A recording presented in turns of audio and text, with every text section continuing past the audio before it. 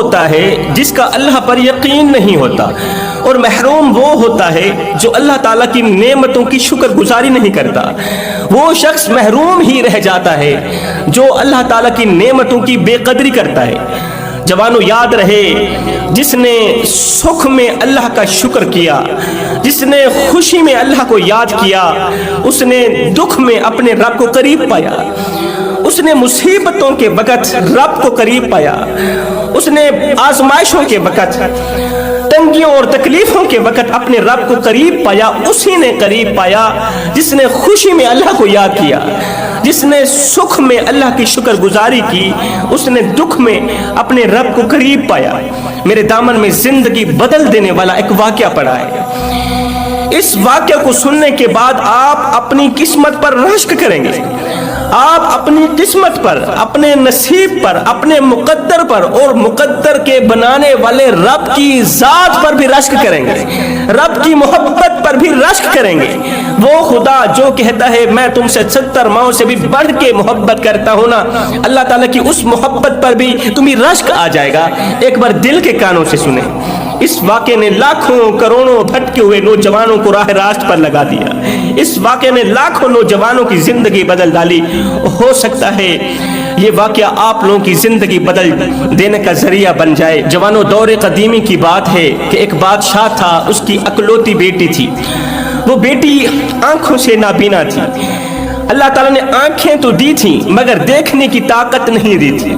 اس کی بیٹی بہری بھی تھی، اس کے کانوں میں پردے تو تھے مگر سننے کی صلاحیت نہیں تھی۔ اس کی بیٹی گونگی بھی تھی، بولتی بھی نہیں تھی۔ اس کے منہ میں زبان کا لوتھڑا تو تھا لیکن اللہ تعالیٰ نے بولنے کا طریقہ نہیں دیا تھا۔ ایک تو نابینا ہو گئی، دوسری بہری ہو گئی، تیسری گونگی ہو گئی، چوتھی مجذوب بھی ہو گئی۔ اس کے ہاتھ تو تھے مگر چھونے کی طاقت نہیں تھی، پاؤں تو تھے مگر چلنے کی ہمت نہیں تھی۔ اکلوتی بیٹی ہے، مجذوب بیٹی ہے، نابینا ہے، بہری ہے، گونگی ہے، وہ سب کچھ ہے۔ اللہ کا کرنا ایسا ہوا کہ اسی دور کے ایک مالدار شخص کے گھر چوری ہو گئی، اسی بادشاہ کے دور کے ایک امیر شخص کے گھر چوری ہو گئی۔ تو ساتھ والے گاؤں میں ایک عبادت گزار نوجوان تھا جو دن کو روزہ رکھتا، پوری رات قیام کرتا تھا، پوری رات رکوع کرتا تھا، سجدوں پہ سجدے کرتا تھا، رب کے عشق میں، رب کی محبت میں، معرفت الہی میں اس قدر رو رو کر دعائیں مانگتا تھا کہ اللہ بس تو راضی ہو جا، تجھے راضی کرنے کے لیے میں دن کو روزہ رکھتا ہوں، پوری رات قیام کرتا ہوں، اللہ میرے یہ روزے اور میرے قیام اپنی پاک بارگاہ میں قبول فرما۔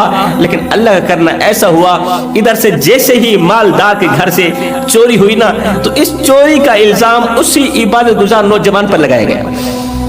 نوجوان کو چور سمجھ کر سپاہیوں نے نوجوان کو اٹھایا، بادشاہ کی عدالت میں پیش کیا، شاہی محل میں پیش کیا۔ اس دور کے مجرموں کو شاہی محل میں لا کھڑا کیا جاتا تھا اور بادشاہ کے حکم پر ہی مجرم کو سزا دی جاتی تھی۔ اس چوری کا الزام عبادت گزار نوجوان پر تھوپا گیا، عبادت گزار اللہ کے محبوب پر لگایا گیا یہ الزام۔ لیکن عبادت گزار نوجوان اس چوری سے بالکل ہی بے خبر تھا، وہ چور نہیں تھا، اس کو مجرم ٹھہرایا گیا، اس پر الزام لگایا گیا۔ مصیبت آن پڑی، دکھ کی گھڑی آن پڑی، پریشانیوں کا وقت آ گیا۔ جوانوں یاد رکھنا، زندگی میں جب مصیبت آئے، زندگی میں جب تکلیفیں آئیں، پریشانیاں آئیں، مصیبتیں آئیں، تنگیاں آئیں، اللہ کی طرف سے کوئی آزمائش کا وقت آئے تو تکیے پر رونے سے کہیں زیادہ بہتر ہے سجدوں پر رو لیا کریں۔ اس سے اللہ بھی راضی ہو جائے گا، تمہاری پریشانی بھی دور ہو جائے گی۔ اللہ اکبر۔ کوشش کیا کرو اپنے معاملات اللہ کے حوالے کر دیا کرو، کوشش کیا کرو اللہ کی طرف سے اگر کوئی آزمائشیں آئیں، مصیبتیں آئیں تو ان مصیبتوں کو ویلکم کیا کرو، ان آزمائشوں کو ویلکم کیا کرو۔ اللہ کی طرف سے آنے والی مصیبتوں کو ویلکم کرنے والے لوگ عام لوگ نہیں ہوتے بلکہ اللہ کے محبوب لوگ ہوتے ہیں، یہ اللہ کے نیک لوگ ہوتے ہیں۔ یہی تو وہ لوگ ہیں جنہیں دیکھ کر میرا اللہ مسکراتا ہے، یہی تو وہ لوگ ہیں کہ اللہ تعالیٰ ان پر پریشانیاں بھیجتا ہے، یہ ویلکم کرتے ہیں، اپنی رضا کو اپنے رب کی رضا پر قربان کرتے ہیں۔ اللہ تعالیٰ کی طرف سے آزمائشیں آتی ہیں، مصیبتیں آتی ہیں، تنگیاں آتی ہیں، غربت آتی ہے، تو یہ تہ دل سے ویلکم کرتے ہیں، خوش آمدید کرتے ہیں، قبول کرتے ہیں۔ تو یہی تو وہ لوگ ہیں جن کا تذکرہ عرش پہ بیٹھ کے اللہ تعالیٰ فرشتوں کے سامنے کرتا ہے، جن کی باتیں فرشتوں کے سامنے کرتا ہے۔ یہی تو وہ لوگ ہیں جن کے بارے میں میرا اللہ خود فرماتا ہے فَاذْكُرُونِي أَذْكُرْكُمْ، اب تم میرا ذکر زمین پہ بیٹھ کے کرو، میں تمہارا ذکر عرش بری پہ بیٹھ کے کرتا ہوں۔ تمہاری زندگی میں پریشانیاں آئیں، تم نے صبر کا دامن مضبوطی سے پکڑا، تمہاری زندگی میں مصیبتیں آئیں، غربت آئی، تین دن فاقہ کاٹنا پڑا، تین دن روٹی نصیب نہ ہوئی، لیکن تم نے نہ شکری نہیں کی، صبر کا دامن مضبوطی سے پکڑا ہے۔ آج بیٹھے زمین پر ہیں، ان کا تذکرہ عرش بری پہ ہو رہا ہے۔ خیر، نوجوان پر مصیبت کی گھڑی آن پڑی، برا وقت آن پڑا، نوجوان عبادت گزار بالکل ہی چوری سے بے خبر تھا کہ اس پر چوری کا الزام لگایا گیا۔ اب سپاہیوں نے اسے مجرم سمجھ کر اسے اٹھایا، بادشاہ کی عدالت میں لے گئے، شاہی محل میں لے گئے۔ اللہ اکبر۔ اب جلادوں کے ہاتھ تلوار تھی، جلاد اسی انتظار میں تھے کہ جیسے ہی بادشاہ کو پتہ چلے گا کہ ایک تو یہ عبادت گزار ہے، دوسرا یہ چور بھی ہے، یہ تو سجدہ بدنام کر رہا ہے، سجدے پر بدنما دھبا لگا رہا ہے، عبادت گزاروں کا نام بد کر رہا ہے، یہ ایک تو چوری کرتا ہے، دوسرا سجدہ بدنام کرتا ہے، روزہ بدنام کرتا ہے، عبادت گزاروں کو بدنام کرتا ہے۔ جیسے ہی بادشاہ خبر لے گا تو فوراً ہی آرڈر کر دے گا کہ ابھی اور اسی وقت اس کے دونوں ہاتھ کاٹ دیے جائیں، اور سجدہ بدنام کرنے والوں کی سزا یہ ہے کہ ان کا سر بھی تن سے جدا کر دیا جائے۔ اب یہ عبادت گزار نوجوان جیسے ہی بادشاہ کے سامنے کھڑا ہوا، ہتھکڑیاں لگی ہوئی ہیں اللہ کے محبوب بندے کے ہاتھ، ہتھکڑیاں لگی ہوئی ہیں، بادشاہ کے سامنے کھڑا ہے۔ اب بادشاہ نے آرڈر ہی جاری کرنا تھا، بادشاہ نے حکم ہی جاری کرنا تھا، فوراً ہی جلادوں نے اس کا سر تن سے جدا کر دینا تھا، اس کے دونوں ہاتھ کاٹ دینے تھے، لیکن ہوتا تو وہی ہے جو اللہ چاہتا ہے۔ اللہ فرماتا ہے میرے بندے تو کرتا وہ ہے جو تو چاہتا ہے، پر ہوتا وہ ہے جو میں رب چاہتا ہوں۔ اے میرے بندے تو کرتا وہ ہے جو تو چاہتا ہے، پر ہوتا وہ ہے جو میں چاہتا ہوں۔ اے میرے بندے تو وہ کر جو میں چاہتا ہوں، پھر ہوگا وہی جو تو چاہتا ہے۔ ایک بار تو اپنی چاہت کو میری چاہت پہ قربان کر کے تو دیکھ، پھر ہوگا وہی جو تو چاہتا ہے۔ ایک بار تو اپنی مرضی کو میں رب کی مرضی پہ قربان کر کے تو دیکھ، پھر تو جو کہتا جائے گا بس وہی ہوتا جائے گا۔ اب جلاد اسی انتظار میں تھے کہ بادشاہ حکم دے ابھی اور اسی وقت اس چور کا سر تن سے جدا کر دیا جائے۔ ایک تو یہ سجدہ کرتا ہے، دوسرا سجدہ بدنام کرتا ہے چوری کر کے، عبادت گزاروں کا نام بدنام کر رہا ہے یہ شخص۔ اتنے میں بادشاہ اپنے فیصلے کی طرف بڑھا۔ بادشاہ نے کہا او چور، ایک تو سجدہ کرتا ہے، دوسرا چوری کر کے سجدہ بدنام کرتا ہے، عبادت گزاروں کا نام بدنام کرتا ہے۔ اے چور، تجھے چوری کی بہت بڑی سزا دی جائے گی، تجھے اس چوری کی بہت بڑی سزا دی جائے گی، اور وہ سزا جو اس سے پہلے کسی مجرم کو نہیں دی گئی۔ بادشاہ کی یہ آواز سنتے ہی، بادشاہ کا یہ فیصلہ سنتے ہی جلادوں نے نیام سے تلوار نکال لی، ابھی اور اسی وقت اس کا سر تن سے جدا کر دیں گے۔ لیکن دل کے کانوں سے سنیے، بادشاہ کا اگلا فیصلہ سنتے ہی جلادوں کے ہاتھوں سے تلواریں گر پڑی۔ بادشاہ کا اگلا فیصلہ سنتے ہی جلاد حیران رہ گئے، سر پیٹنے لگے۔ بادشاہ کا اگلا فیصلہ سنتے ہی وزیر مشیر اپنے سر پکڑ کر زمین پر بیٹھ گئے۔ اگلا فیصلہ کون سا تھا؟ اب آپ بھی دل کے کانوں سے سنیں۔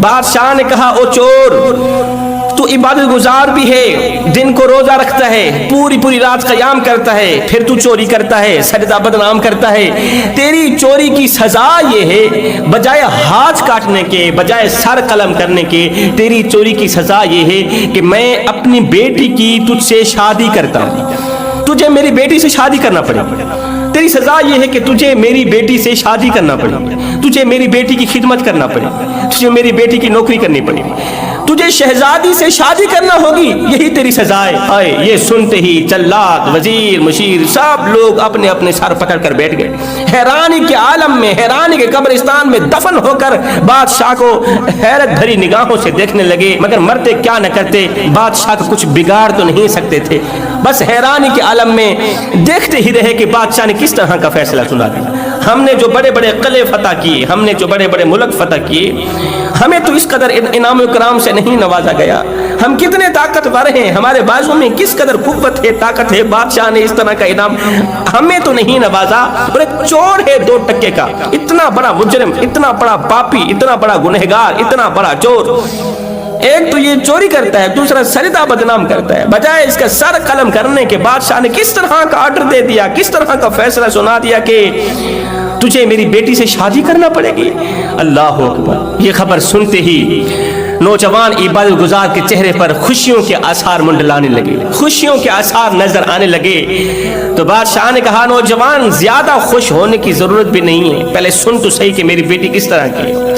بادشاہ نے کہا میری بیٹی ہے جو دونوں آنکھوں سے نابینا ہے، اللہ تعالیٰ نے اسے آنکھیں تو دی ہیں مگر دیکھنے کی طاقت نہیں دی۔ سنو، اللہ تعالیٰ نے میری بیٹی کو کان تو دیے مگر سننے کی صلاحیت نہیں دی۔ اسے زبان تو دی ہے، اس کے منہ میں زبان کا لوتھڑا ہے مگر بولنے کی طاقت نہیں دی۔ میری بیٹی کے ہاتھ تو ہیں مگر چھونے کی طاقت نہیں ہے، اس کے پیر تو ہیں مگر چلنے کی طاقت نہیں۔ اس طرح کی مجذوب ہے، تجھے میری بیٹی سے شادی کرنی ہوگی اور میری بیٹی کی خدمت کرنا پڑے گی۔ اس نوجوان عبادت گزار نے کہا بادشاہ سلامت، آپ کا حکم سر آنکھوں پر، لیکن میں اللہ کی بندگی کروں گا، اللہ کی عبادت کروں گا، یا تیری بیٹی کی نوکری کروں گا، یا تیری بیٹی کی خدمت کروں گا۔ بادشاہ نے کہا قبول کرتے ہو ٹھیک، ورنہ ابھی اور اسی وقت تیرے سر تن سے جدا کر دیا جائے گا۔ نوجوان عبادت گزار نے کہا مجھے آپ کی بیٹی کا رشتہ قبول ہے۔ اس نے جیسے ہی قبول کیا، بادشاہ نے کہا کل فلاں وقت فلاں ٹائم میرے دروازے پر بارات لے کر آ جا۔ اللہ اکبر۔ کہاں گدا کہاں بادشاہ۔ اللہ تعالیٰ جب کرم کرنے پر آتا ہے نا تو پھر ناممکن کو ممکن بنا ہی دیتا ہے۔ جب کوئی ہاتھ اور ساتھ دونوں چھوڑ جاتا ہے نا پھر اللہ تعالیٰ کوئی نہ کوئی انگل پکڑنے والا بھیج ہی دیتا ہے۔ اللہ تعالیٰ جب کرم کرنے پہ آتا ہے تو پھر یہ نہیں دیکھتا یہ گدا ہے، بھکاری ہے، فقیر ہے، مجرم ہے، چور ہے، کون نہیں۔ اللہ تعالیٰ پھر اس قدر کرم کرتا ہے، اس قدر رحمت کی بارش برساتا ہے نا، بڑے بڑے مقدر والے لوگ، بڑے بڑے مقدر کے سکندر اس کے نصیب پر رشک کرتے ہیں، اس کے مقدر پر رشک کرتے ہیں۔ بادشاہ نے کہا جاؤ کل فلاں ٹائم بارات لے کر آ جانا۔ بادشاہ کا حکم سر آنکھوں پر رکھتے ہوئے یہ مجرم عبادت گزار نوجوان شاہی محل سے باہر نکلا، اپنے گھر کی طرف گیا۔ دوسرے دن عین اسی وقت بارات لے کر بادشاہ کے دروازے پر آ گیا۔ بڑے بڑے وزیر مشیر امیر غریب حیران رہ گئے کہ بادشاہ نے کس طرح کا فیصلہ سنا دیا۔ دوسرے دن ایک غریب فقیر عبادت گزار کی بارات بادشاہ کے دروازے پر آ گئی۔ بادشاہ نے بڑی دھوم دھام سے دعوت کی، ان غریبوں کو ویلکم کیا، عبادت گزار کو ویلکم کیا اور ان کا نکاح ہوا۔ بادشاہ نے اپنی خوبصورت بیٹی کو، مجذوب بیٹی کو، نابینا بیٹی کو، بہری کو اس نوجوان عبادت گزار کے ساتھ رخصت کر دی۔ یہ عبادت گزار نوجوان بادشاہ کی بیٹی سے شادی کر کے نکاح کر کے اپنے گھر لے گیا، کمرے کے اندر داخل ہوا۔ عزیز و اقارب نے، عورتوں نے اس کی خوبصورت دلہن کو کمرے کے اندر بٹھایا۔ جب یہ عبادت گزار نوجوان خود کمرے کے اندر داخل ہوا اس وقت بیوی کے علاوہ اور کوئی نہیں تھا۔ جیسے ہی اپنی شریک حیات کے ساتھ بیٹھا، جیسے ہی اس کے سر سے، اس کے چہرے سے گھونگھٹ ہٹایا تو شریک حیات نے اسے دیکھا، دیکھتے ہی دیکھتے وہ بسم اللہ پڑھنے لگی۔ دیکھتے ہی دیکھتے اس کی جان میں جان آ گئی۔ نوجوان کو دیکھتے ہی دیکھتے محبت بھرے الفاظ بولنے لگی، پیار بھرے جملے بولنے لگی۔ نوجوان کو دیکھتی ہے، بولتی ہے، نوجوان کے ہاتھ پکڑ کر اس نے 2-4 بوسے دیے، چلنے لگی، پھرنے لگی۔ ہے نوجوان کے ذہن میں وسوسہ پیدا ہونے لگا کہ کہیں بادشاہ نے غلطی میں آ کر مجذوب بیٹی کی جگہ کسی اور بیٹی کو تو نہیں بھیج دیا، کہیں ایسا نہ ہو بادشاہ سے کوئی غلطی ہو گئی ہو، میرے سسر سے کوئی غلطی ہو گئی ہو، اس نے مجذوب بیٹی کو میرے ساتھ نہ بھیجا ہو اور دوسری بیٹی کو بھیج دیا ہو جو صحت مند ہو۔ اس سوچ کی بنیاد پر وہ دلہن کے کمرے سے باہر نکلا، ننگے پاؤں دوڑتے ہوئے باہر نکلا، دوڑتا چلا جا رہا ہے۔ کہاں جا رہا ہے؟ بادشاہ کی چوکھٹ پر جا رہا ہے۔ کیوں جا رہا ہے؟ یہ پوچھنے کے لیے کہ بادشاہ سلامت، آپ کی بیٹی تو مجذوبہ تھی، آپ کی بیٹی تو نابینا تھی، جس کا مجھ سے نکاح ہوا وہ تو بہری تھی، وہ تو گونگی تھی، مگر یہ تو بول رہی ہے، یہ تو دیکھ رہی ہے، اس کے ہاتھ پاؤں سلامت ہیں، مگر مجھ سے جس کا نکاح ہوا اس کے ہاتھ پاؤں تو سلامت نہیں تھے نا، وہ تو مجذوب تھی، ہاتھ تو تھے مگر ہاتھوں میں چھونے کی طاقت نہیں تھی۔ اس سوچ کی بنیاد پر دوڑتا ہوا بادشاہ کی چوکھٹ پر گیا، بادشاہ کے قدم پکڑ کر ادباً احتراماً آج گزار ہوا بادشاہ سلامت، ویسے تو آپ نے مجھ پر بہت بڑا کرم کیا، بہت بڑا کرم کیا، اتنا کرم کیا کہ حد کر دی، مگر 2 باتوں میں سے ایک بات بتا دو۔ दो बातों में से एक बात पूछना चाहता हूं, वो ये है कि आपने तो कहा था कि मेरी बेटी नाबीना है, आपने तो कहा था कि मेरी बेटी बहरी है। बादशाह सलामत, जिस लड़की से मेरा निकाह हुआ, जो मेरी जिंदगी में आई, शरीक हयात बनी, जिसने मेरे घर को रौनक बख्शी, जिसने मेरा ईमान मुकम्मल किया, उसके हाथ पांव तो सलामत हैं, वो तो देख भी सकती है, वो तो चल भी सकती है। आपने कहा था कि वो नबीना है, वो नबीना तो नहीं है। अब बादशाह ने कहा कि इस रात से पर्दा हटा ही दूं, इसको अपनी हिकमत से आगाह कर ही दूं कि मेरे कहने में कौन सी हिकमत पोशीदा थी। मैंने जो कहा था कि मेरी बेटी नाबीना है, बहरी है, उसमें कौन सा राज पोशीदा था। तो बादशाह ने उस बेटे के कंधे पर हाथ रखते हुए कहा, मेरे दामाद, हकीकत यह है कि ना तो मेरी बेटी बहरी थी, ना वो गूंगी थी, ना मजजूबा थी। हकीकत ये थी, मैंने जो तुझे कहा था कि मेरी बेटी नाबीना है, वो नाबीना इसलिए थी कि उसने जिंदगी में जब से उसने बलागत की दहलीज पर कदम रखा, जब से वो आकिला हुई, तब से लेकर आज तक उसने किसी गैर महरम को अपनी नजरों से नहीं देखा, किसी गैर महरम को इन निगाहों से नहीं देखा, इन आंखों से नहीं देखा। इसलिए मैंने कहा था कि मेरी बेटी नाबीना है, मेरी बेटी दोनों आंखों से नाबीना है, इसलिए कि उसने आज तक किसी गैर महरम को देखा ही नहीं है। मैंने जो कहा था कि वो बहरी भी है, उसने आज तक, जब से पैदा हुई है आज तक, माँ बाप के अलावा, बहन भाइयों के अलावा किसी गैर महरम की आवाज नहीं सुनी, उनके कानों ने किसी गैर महरम की आवाज नहीं सुनी। मैंने जो कहा था कि मेरी बेटी बोल नहीं सकती, वो गूंगी है, वो बोल नहीं सकती, वो इसलिए कहा था कि जब से मेरी बेटी पैदा हुई तब से लेकर आज तक इसने किसी गैर महरम से कलाम नहीं किया, ना तो इसने किसी गैर महरम को देखा है, ना तो छुआ है, ना तो किसी की तरफ चलकर गई है, ना तो किसी गैर महरम से इसने कलाम किया। इसलिए तो मैंने कहा था, इसी वजह से कहा था, तू समझ ना सका कि मेरी बेटी नाबीना भी है, अंधी भी है, बहरी भी है, सब कुछ है। ये सुनते ही इबादत गुजार नौजवान एक बार फिर से सजदे में गिर पड़ा, अल्लाह ताला की शुक्र गुजारी बजा लाने लगा। अल्लाह तेरा लाख लाख शुक्र है, जो मैं चाहता था वही तूने किया, क्योंकि तेरा वादा था ना कि जो अपनी चाहत को मेरी चाहत पे कुर्बान कर देता है, फिर वही होता है जो उसी की चाहत होती है, फिर मैं अपने महबूब की चाहत को पूरा करता हूँ। नौजवान इबादत गुजार ने कहा, बादशाह सलामत, दूसरी बात भी बता दो कि मैं तो मुजरिम बनकर आपकी अदालत में पेश हुआ था, मैं तो मुजरिम करार दिया गया था, चोर करार दिया गया था। आपने बजाय मुझे सजा देने के, बजाय मेरा हाथ काटने के, इतना बड़ा इनाम दे दिया। इसमें कौन सी हिकमत पोशीदा थी, इसमें कौन सा राज पोशीदा था कि मैं चोर था, बजाय मेरे हाथ काटने के, बजाय मुझे सजा देने के, आपने मुझे इतने बड़े इनाम से नवाजा, मुझे बेटी का हाथ दे दिया। तो ये सुनकर बादशाह ने कहा, बेटे हकीकत ये है, माजरा ये है, राज ये है कि मेरी बेटी बहुत बड़ी इबादत गुजार थी, मेरी बेटी मुत्तकी परहेजगार थी, मेरी बेटी दूसरी लड़कियों की तरह नहीं थी, ये दिन को रोजा रखती, पूरी पूरी रात कयाम करती थी, जमाने की औरतों में सबसे ज्यादा हसीन और जमील थी।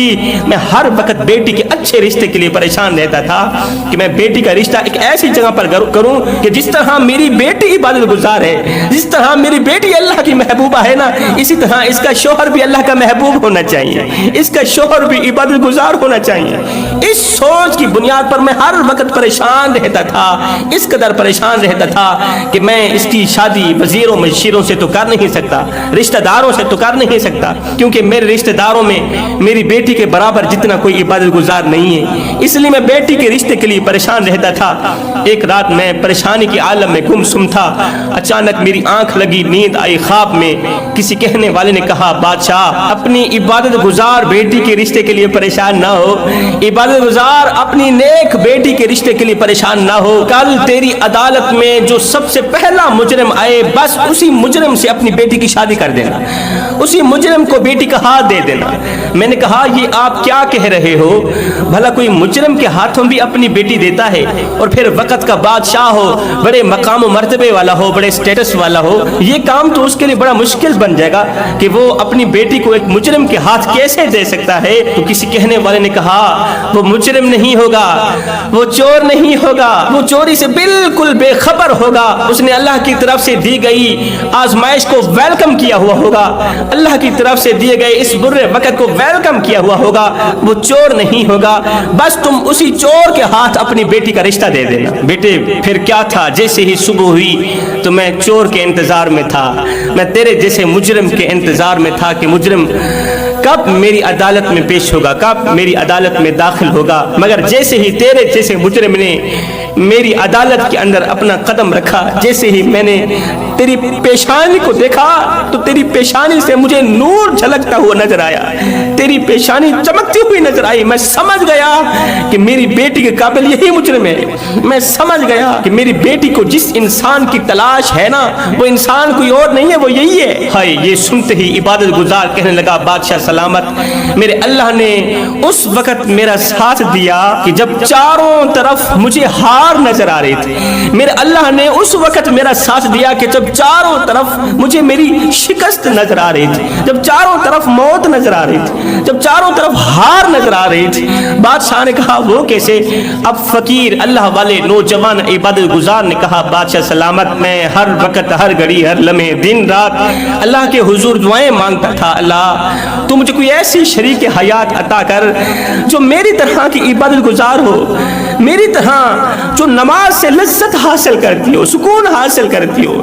اللہ اکبر، میری طرح کی عبادت گزار مجھے عطا کر دے، میری شریک حیات میری طرح کی عبادت گزار ہو جو دن کو روزہ رکھے، پوری پوری رات میرے ساتھ بیٹھ کے ایک ہی مصلی پر ہم عبادت کریں، قیام کریں، رکوع و سجود کریں، یہاں تک کہ تیری نعمتوں کی شکر گزاری کریں اور تیری نعمتوں کی ہم سے شکر گزاری ہو جائے۔ اللہ تو میری دعا قبول فرمانا، اللہ تو اپنے نیک بندے کی دعا قبول فرمانا۔ بادشاہ اللہ نے میری دعا کو قبولیت کا شرف عطا کیا، اور میں نے یہ بھی سن رکھا تھا کہ دنیا میں ایک بادشاہ کی بیٹی ہی ہے جو میری طرح کی عبادت گزار ہے، جو دن کو روزہ رکھتی ہے، پوری پوری رات عبادت میں مصروف رہتی ہے، پوری پوری رات نماز میں مصروف رہتی ہے۔ میں نے یہ بھی سن رکھا تھا، مگر میں سوچتا تھا کہ بادشاہ کہاں گدا کہاں، میں گدا وہ بادشاہ، میرا ان سے ملاپ کیسے ہو سکتا ہے، میری ان سے رشتہ داری کیسے ہو سکتی ہے۔ بادشاہ سلامت، تیری شہزادی کو حاصل کرنا میرے لیے بہت ہی ناممکن تھا، مگر جب اللہ چاہے تو ناممکن کو ممکن بنا ہی دیتا ہے۔ میرا رونا، میرا گڑ گڑانا، میری دعا رنگ لے آئی، اس طرح کی رنگ لے آئی کہ میرا نکاح اسلام کی مقدس شہزادی سے ہو گیا۔ پھر بادشاہ نے کہا بیٹے آؤ پھر ہم مل کر اللہ تعالیٰ کی شکر گزاری کرتے ہیں کہ اللہ تعالیٰ نے ہمارا گڑ گڑانا اپنی پاک بارگاہ میں قبول کیا، ہمارا رونا اپنی پاک بارگاہ میں قبول کیا اور ہمیں ایک دوسرے سے ملا دیا۔ جوانوں، زندگی میں جب برا وقت آئے، پریشانیوں کا وقت آئے، غمیوں کا وقت آئے، تو اپنے معاملات، اپنی پریشانیاں، یہ تمام چیزیں، اپنی تکلیفیں، سب کچھ اللہ کے حوالے کر دیا کرو۔ اچھا وقت بھی اللہ کے حوالے کر دو، برا وقت بھی اللہ کے حوالے کر دو۔ برے وقت میں صبر کا دامن مضبوطی سے پکڑو۔ جب ہاتھ اور ساتھ دونوں کوئی چھوڑ جاتا ہے نا، پھر اللہ تعالیٰ انگل پکڑنے والا کوئی نہ کوئی